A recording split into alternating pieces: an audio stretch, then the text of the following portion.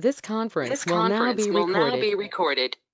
Hi, this is a validation video for a new feature that, well, it was partially created, always meant to be in there, the discount feature for QuickBooks Desktop. It's a little bit more complicated, oops, let me turn that off, than the regular online. So I just wanted to go through with how to set that up because it requires an extra step for desktop users. So we go into the FrameReady settings, as you are familiar with.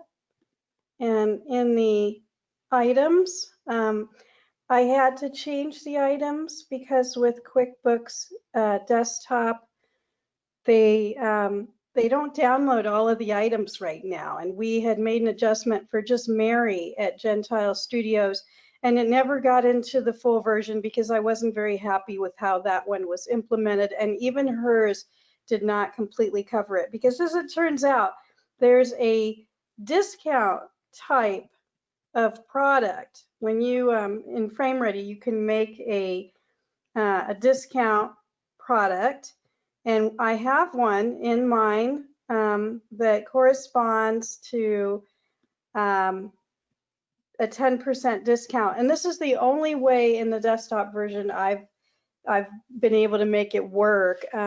I don't see any other way to apply a discount in the desktop version. So if we look for discount here in our QuickBooks, there it is, 10% discount. So that's what it is. That's how you define a discount in QuickBooks. And if you're going to be doing discounts, you do need to define them in QuickBooks, just like you do with products. And then I have to add just a little bit more code to circle through all the different product types, including discounts, and get that done. I had just swapped it out to get the data in there to see if this was even going to work. So after you import all your products, which includes your discount, then you need to, at the very bottom of the screen here, we have a discount mapping, and 0.1 corresponds to 10%. You do want to use the decimal version of that. You don't have to set a default. You don't have to you don't have to do anything with there was another little discount thing I think at the bottom of here, and I removed it because it's there was just nothing that it did nothing. So the discount functionality wasn't working. There were parts of it in there, but it just wasn't doing the whole job. What it was doing was when it would make an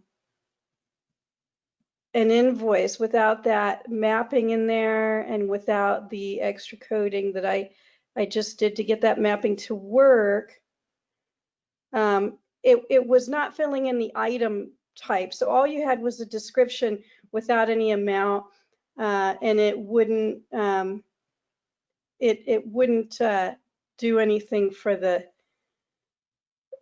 invoice. So back in FrameReady here,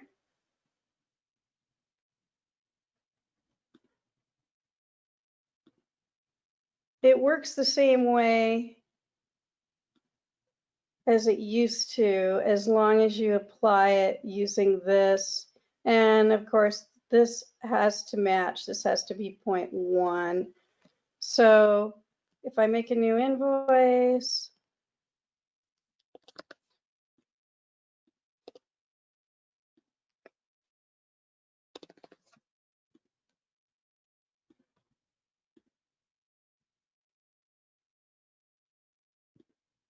and I put in a discount of 0.1 here, or I could, which is equal to 10%, or you can use the interface a little later, or this button here.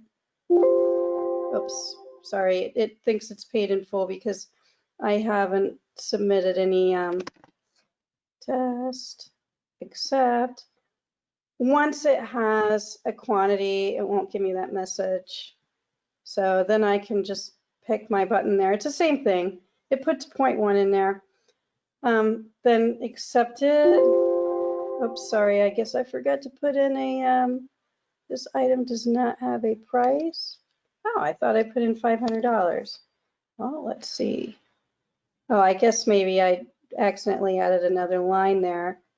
So I will delete that. There's my original. See if it's happy now.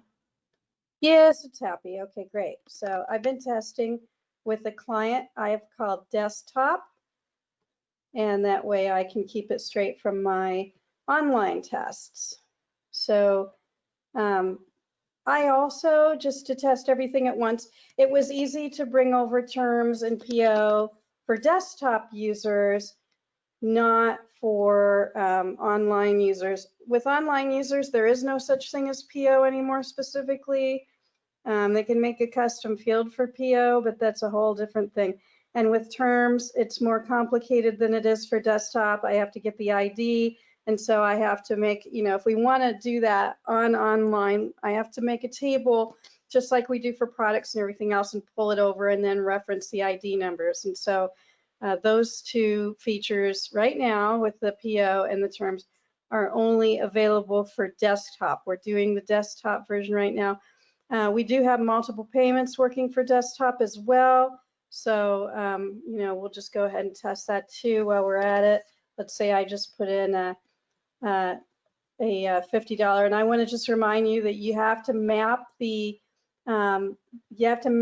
cash or the tenders too. You have to map all these to your table in the QuickBooks file for the desktop version, or it won't work. With the online version, as long as the names match, it doesn't matter.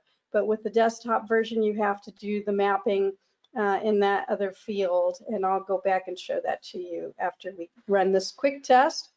We are done now, except for choosing our little green square, which you can have them categorize their products ahead of time so they don't have to do that. That's in the products file, and I'll show you where that is too. We can just do like a whole little review session here. So now if I push to QuickBooks, oh man, it's not happy for some reason. I think it has something to do with the payment because it was working before. Oh, but it did give me a number. So let's go look and see what it did. Let's see here if I can. My GoToMeeting is kind of blocking my QuickBooks access. And I just want to close this so I can see if I've got another one in here for 450. That would be the one. Yeah, it must be the payments. There's something going on with payments at this point. So I'll have to look at that. It's, that's what happens if I add any new features. I have to test every other feature that we have, or else it's going to cause a problem somewhere else. The chance is always there, even though I didn't even touch the payments part of it. Everything is related. So now we have the invoices pushing through with the discount, and as you can see, or maybe you can't see because of this little window. Here we go. It just needed that filled in. It will not let you put a quantity. This item is not made that way. If you tried to push a quantity, it would give you an error message. It pushes the terms, it pushes the PO number. I'm not sure if it's pushing the due date. It might already be doing that. I'll make a note to check on that too. So let's just go back really quick and look at the other things I mentioned. For product mapping, you can do it here so that they don't have to select it every time with the little green box. And for the payment mapping that I was talking about, that is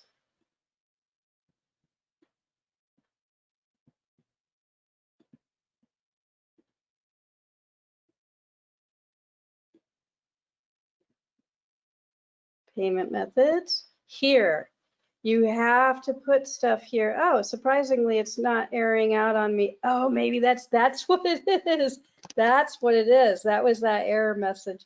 Sorry, you guys must think I'm nuts. All right, now let's go back and try to push it again. And this time we've got values in there. I think I chose cash. I don't really feel like mapping all 9 of them. This is enough to drive you nuts if you're not already nuts. But hey, it's fun to be nuts with you guys. I just want to say that. So let's see if I can push my payment now. Yay, I did not get an error message, and now it gives me a little green box here, which is kind of weird because I have to make this green box, but it gives me this green box. Whatever, I like the color green.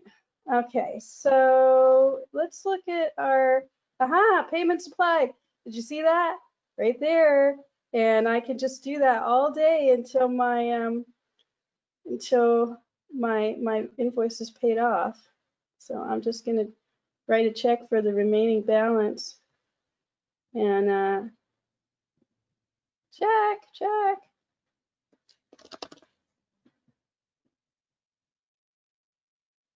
And now let's push that through to show that yes, we are supporting multiple payments. So we have that. It's all set. And that's what we have going on now. So let me know if you have any questions, and have a great day. Bye-bye.